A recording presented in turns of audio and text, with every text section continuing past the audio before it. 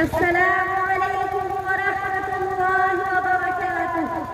حامدا ومصليا أما بعد، فيا أيها المسلمون والمسلمات، إن للمسجد الأقصى المبارك في نفوس المسلمين أهمية خاصة ومكانة عظيمة، يكنون له الود الشديد والحب العميق، وما ذلك إلا لتفضيل الله إياه فيما خلق. والله جل وعلا طيب، لا يختار من موجوداته تفضيلا وتشريفا إلا ما كان شريفا طيبا مباركا.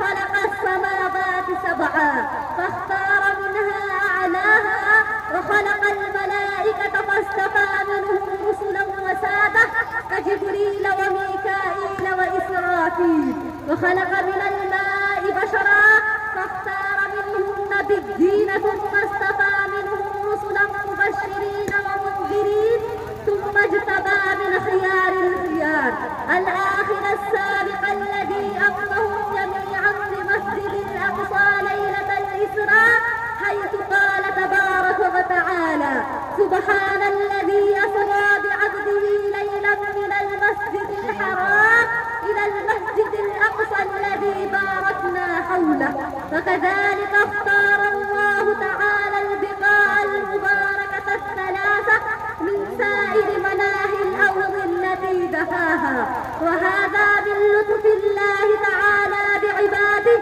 ورحمته السابقة أن خص لنا من المساجد والأمكنة الأماجد ما تضاعف فيه الحسنات وتكفر بالخطى إليه السيئات. ومسجدنا الأقصى المبارك من تلكم الأسقاء تشد إليه الرحال وتضاعف فيه الأعمال وتحط في ساحته الأوزان. فقال النبي صلى الله عليه وسلم: لا تعمل المطي إلا إلى ثلاثة مساجد: إلى المسجد الحرام، وإلى مسجدي هذا، وإلى مسجد إيلياء أو بيت المقدس، ولكن وآه على المسجد المسلوب مصر النبي المغصوب حرمنا من إيصاله والسفر إليه لعبادة الله في فنائه، حيل بيننا وبينه ومطرنا نحن باليهود وأذنابهم فمنعونا خيره. وآه المسجد الأقصى كلب في قلوبنا، فراقه نصرة نتجرعها في قلوبنا ودموعه تجري في عيوننا. أيها الهاجرون والهاجرات، اليهود اليوم يثيرون نقعا وغبارا هنا وهناك، يوارون به سوءتهم القادمة من زعم هدم المسجد الأقصى وبناء هيكله بالمزعوم فوق ترابه. ودويلات العرب مشغولة باللهب واللعب، مهمومة بقطع العلاقات مع الشقيقات ومد أيدي الصداقة إلى الدول الماكرات الخبيثات. إن نكبة فلسطين قد أدخلت على كل بيت من بيوت المسلمين حزنا عميقا وحسرة وأسى، وإن كلمات التفجع والرثاء على القدس تكتب اليوم بالدموع والحسرة ولوعة وأسفا. ولكن البحار إذا جرت دموعا واجتمع العرب والمسلمون على البكاء أفرادا وجماعات وشعوبا، فإن هذه الدموع لا تنقذ الأقصى والقدس. ولم يثبت لأمة من الأمم أنها استطاعت أن تحذر هزيمة النفس البكاء والوحدة. إن الفاتحين على البكاء أفرادا وجماعات وشعوبا. الفاروق القائد أن يفتحوا القدس بالبكاء أو بالكلام فقط.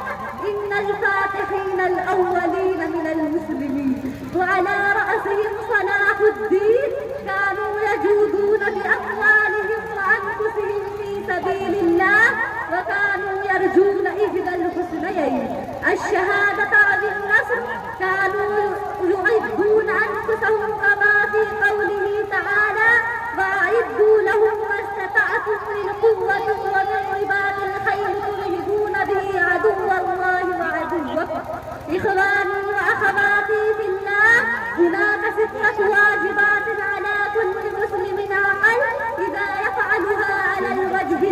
يوما يكون بإذن الله عز وجل ممن أدى حق فلسطين ويكون مساهما في تحريرها، ويوم القيامة يقول يا رب تعلمت لفلسطين وللمسجد الأقصى ففعلت كذا وكذا وهذا ما كنت أملك. فالواجب الأول فهم القضية فهما صحيحا وتحريكها بين الناس، والثاني قتل الهزيمة النفسية وبث الأمن في عودة اليقظة للأمة الإسلامية، والثالث بذل المال قدر المستطاع وتحفيز الناس عليه، والرابع المقاطعة الاقتصادية الشاملة لكل من هو وما هو خلاف لهذه القضية، والخامس الدعاء المستفيز له، والسادس إصلاح النفس والمجتمع. وهكذا سيعود إن شاء الله المسجد الأقصى، وسننتظر جميعا صفوفا قليلة وندق بأقدامنا حسباءها المستنيرة ونجلس